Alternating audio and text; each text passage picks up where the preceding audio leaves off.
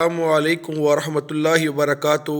میں آپ کے سامنے مولانا حکیم عبد الکریم رحمانی۔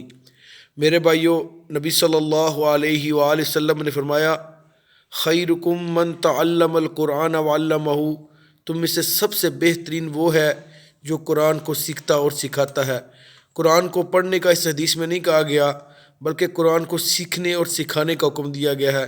یعنی کہ مطلب کیا کہ آپ قرآن کا مطلب سمجھیں، اس کا مفہوم سمجھیں۔ میرے بھائیوں، قرآن کے 5 حق ہیں، ان میں سے پہلا حق قرآن پر ایمان لا کر اچھا پڑھنا ہے۔ نمبر 2، قرآن کو سمجھنا ہے، اس پر غور اور تدبر کرنا ہے، اس کے معنی اور مفہوم، اس کا شان نزول کو سمجھنا ہے۔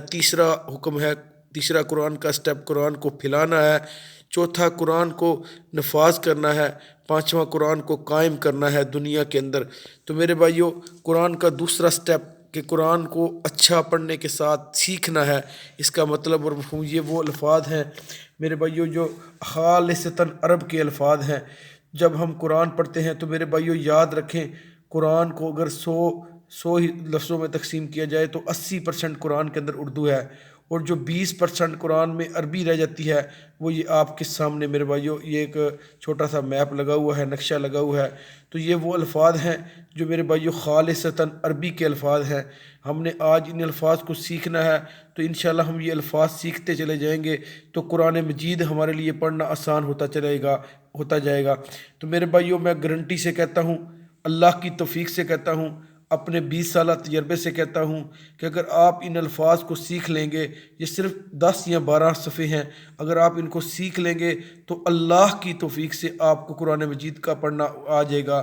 تو یہ پہلے قرآن کا ترجمہ شروع کرنے سے پہلے ان الفاظ کو آپ یاد کریں، دیسی زبان میں ان کا رٹا لگائیں، تو میرے بھائیوں آپ انشاءاللہ قرآن کو سیکھ جائیں گے۔ میں آپ کو گارنٹی سے کہتا ہوں، ایک سپارہ میرے ساتھ پڑھیے گا تو اس کے بعد 29 سپاروں کا ترجمہ آپ انشاءاللہ خود کریں گے۔ تو غور سے کریں، تدبر کریں۔ سب سے پہلا لفظ ہے فا۔ تو فا جو ہے، اس پر آ جاتے ہیں۔ فا کا معنی ہے پس۔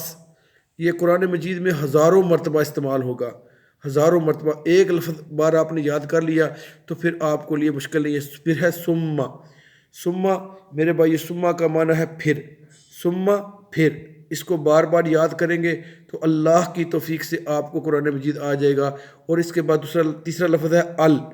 ال میں نے تمام، ال میں نے تمام، ال میں نے تمام۔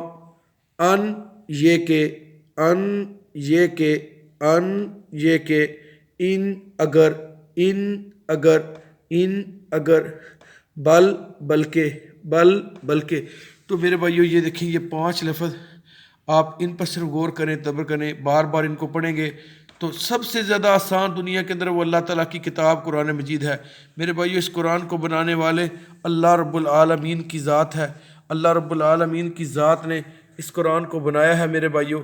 تو ہم اس کے مطابق اگر سیکھیں گے تو اللہ تعالیٰ ہماری ضرور رہنمائی فرمائیں گے۔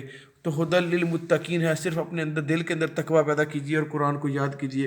تو دوبارہ پڑھیں، فا پس، فا پس، ثم پھر، ال تمام، ان یہ کہ، ان اگر، بل بلکہ۔ تو یہ ایک لائن ہوگی۔ تو دوسری لائن پڑھیں گے،